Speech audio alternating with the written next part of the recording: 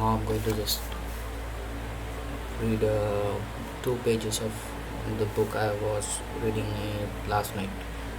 It is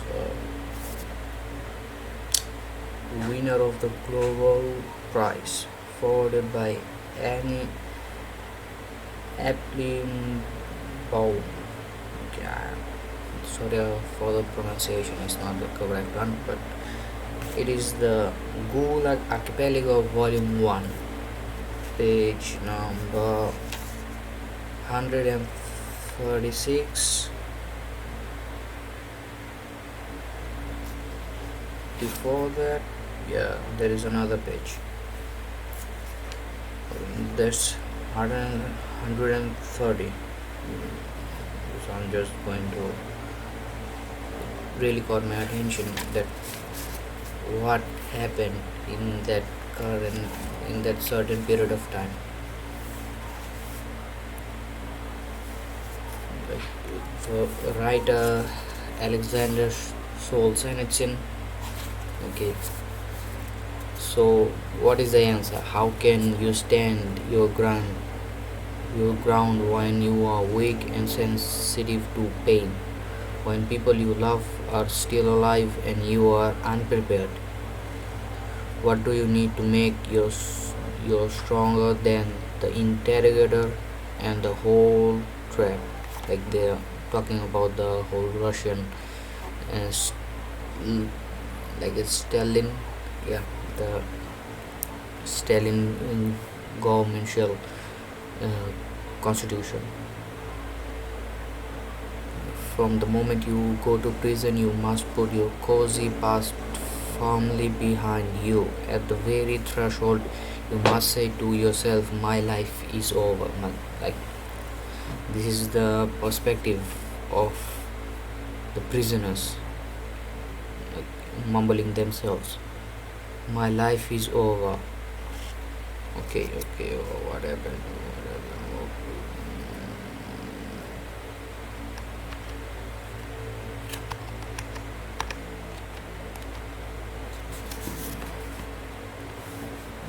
Why isn't my screen?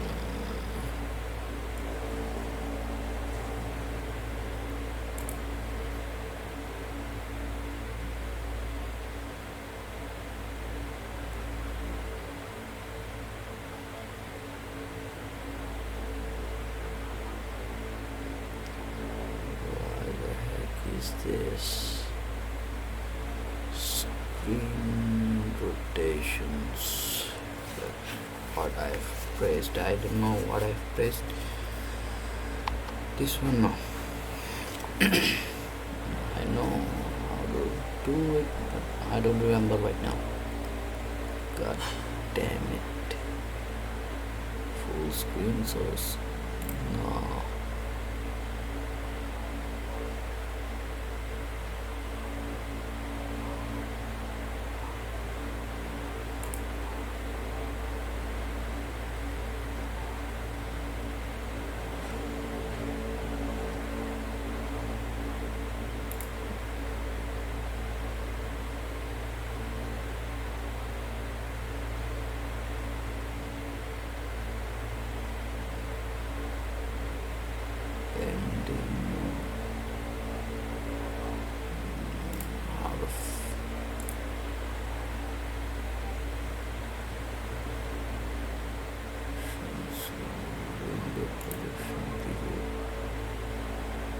No, not this one.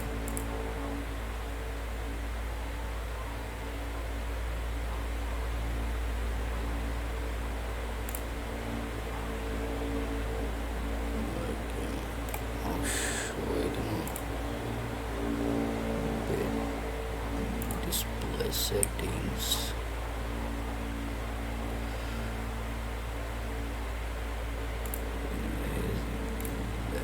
Yeah, cue the change.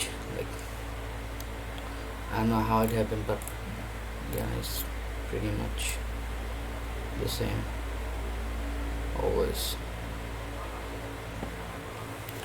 So move on.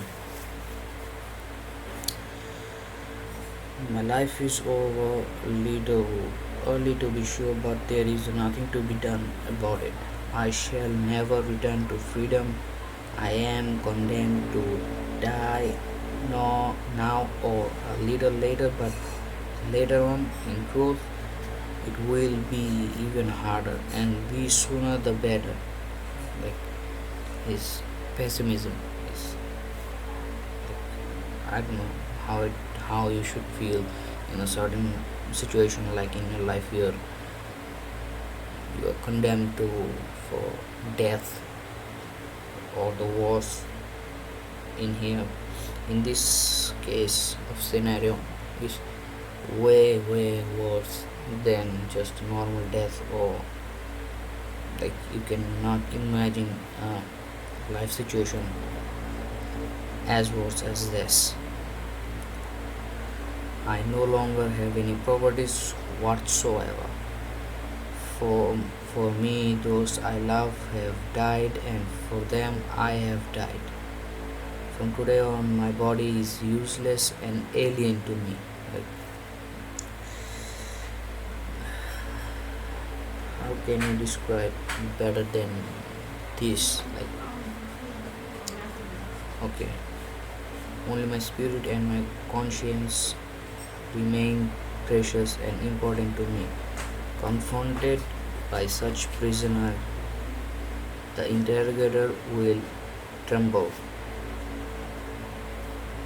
Only the man who renounced everything can win that victory. But how you can turn one's bodies to stone? Okay.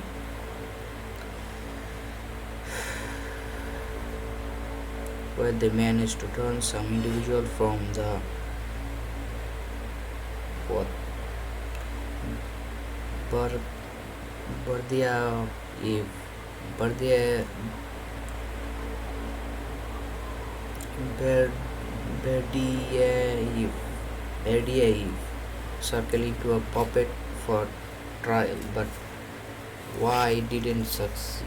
Why didn't succeeded with Berdiev? They wanted to drag him into an open trial, but they arrested him twice, and in 1922 he was subjected to a night interrogation by what Zarez Zarezhinsky himself. I don't know who the heck is this man, but he seems like pretty vicious. I think there's the opinion, but I have nothing to say about it.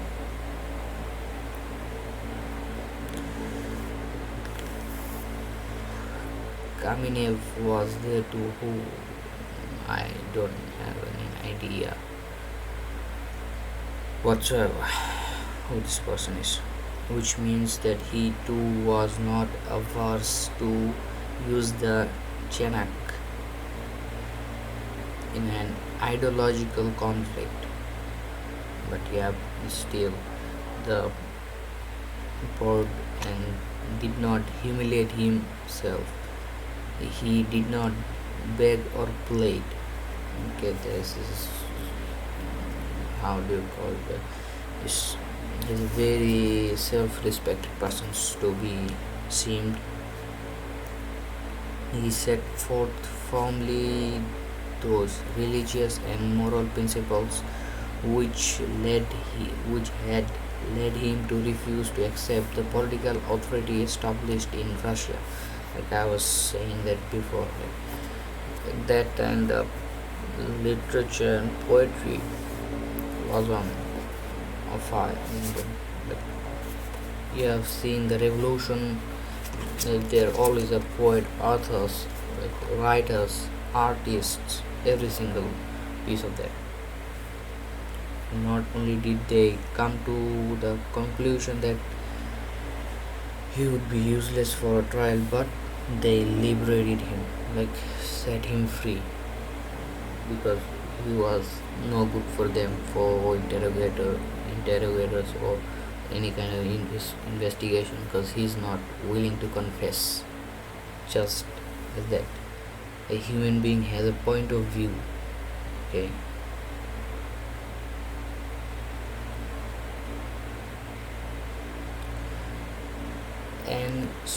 Stolyarova recalls an old woman who was her neighbor on the Butyaki bunks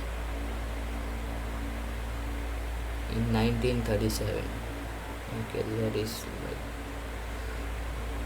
it was the First World War 1980, and it never finished till 1942-43. I just forgot. I don't remember correctly, but yeah, something like that. They kept on interrogating her every night. 2 years earlier, a former metropolitan of the Orthodox Church who had escaped from exile and spent a night at her home on his way through Moscow.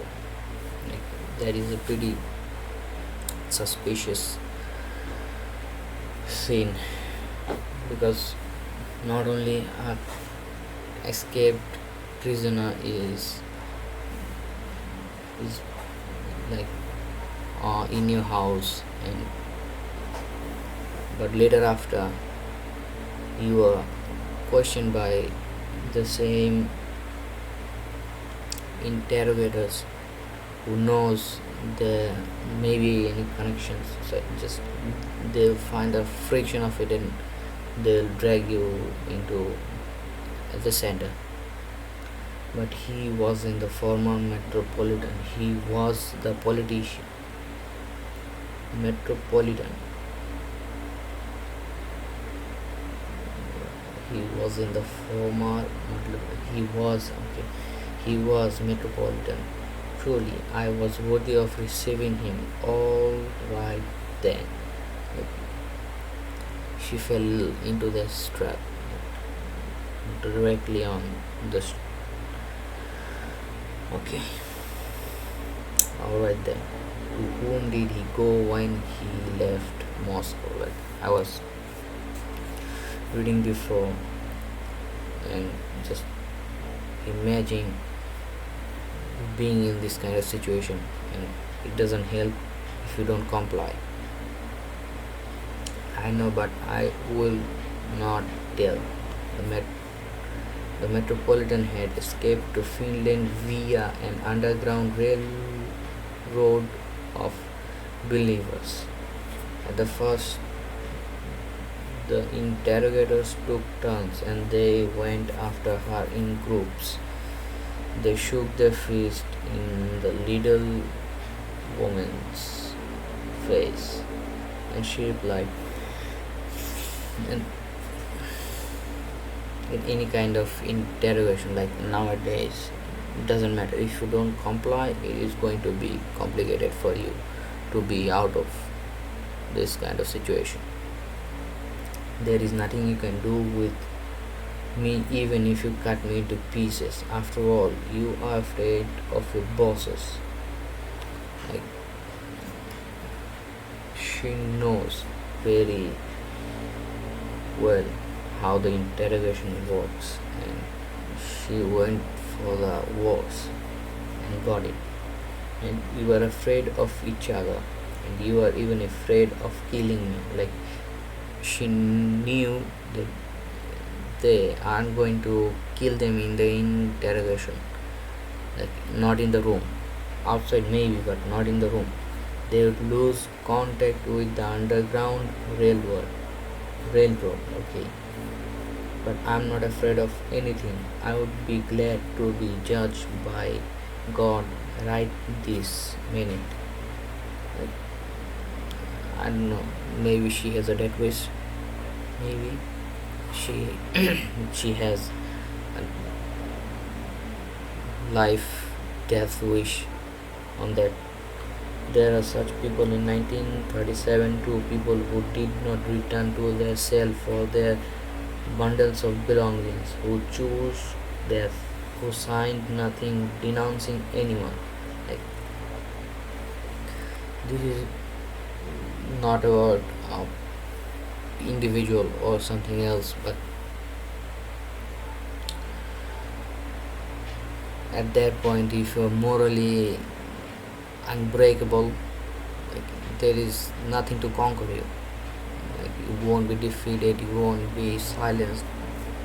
But like, this is nowadays we are missing this in people. They don't know how to throw a back punch. So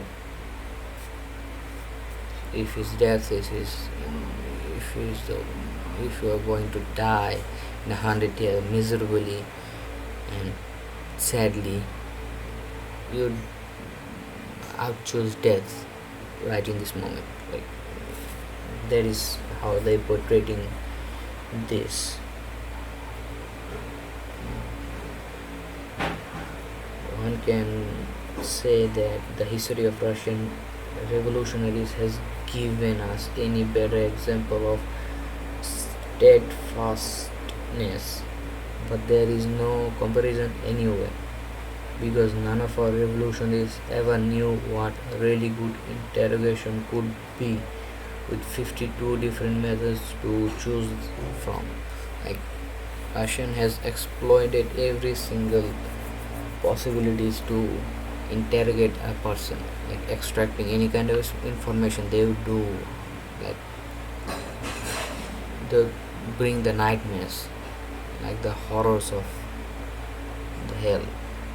It's like, if you have ever read this book, is like, this is the new edition of the Gulag Archipelago. It's an it's called experiment in literary investigation. Means he was in prison for 7 years. The great Alexander SOLZHENITSYN. He served decorated captain in Soviet army during World War II. Yeah, that is what I was talking about. But in 1945 he was sentenced to prison for 8 years. Like this, he has been there. He knows the truth. He's seen things that we would never see. I hope we never see, but it's not a common thing a writer can a writer author can do whatever it is. But this, he went through hell, and there is a lot of people who connected to him and said, shown, written so many letters to him just to poetrify the horrors of their lives, the stories they have been through. And I think it's a very heroic thing to do. If you've been through wars to your life, you should learn from them and share them to show some people that even if you go through your wars, you can be better. Like, always. Like, there is nothing in human that we cannot be, or if you can imagine, or it's a fragment of it. If you can imagine, you can do it. If you have the ability to think about it, you have the ability to do. So it's all about to really put the one foot before another, and that is how you walk. And eventually, if you want to go faster, you have to run. That is so. There is the one page of this biblical horrors of the Lenin and Stalin, what they have, the history is like, I don't know if any one of these have you have studied in a school or colleges, I don't know, but if you didn't, you should be reading this book, because this kind of book will show you how or this modern day have come to this point, because we're not, man. We're not some miracle of time. It's evolution of a billion years. Yes. So be optimistic about it.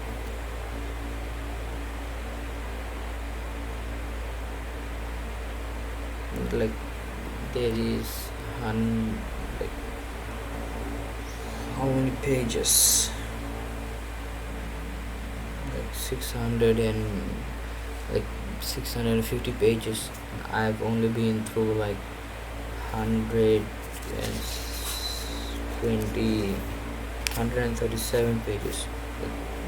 I already can imagine the horrors of those people, and they have been through, like, it's the worst.